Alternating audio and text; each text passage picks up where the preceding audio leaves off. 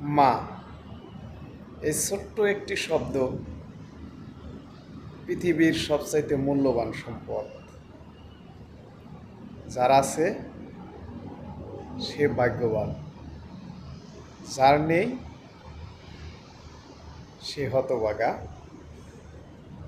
এক কথায় আপনার উপরে বটগাছটা নেই।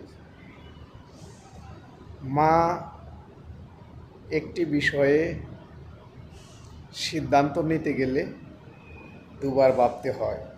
একটি তার সন্তানের জন্য, অপরটি তার নিজের জন্য। মা হচ্ছে স্নেহের ভাণ্ডার, যা কখনো নিঃশেষ হবার নয়। যার মা আছে সে কখনো গরিব না।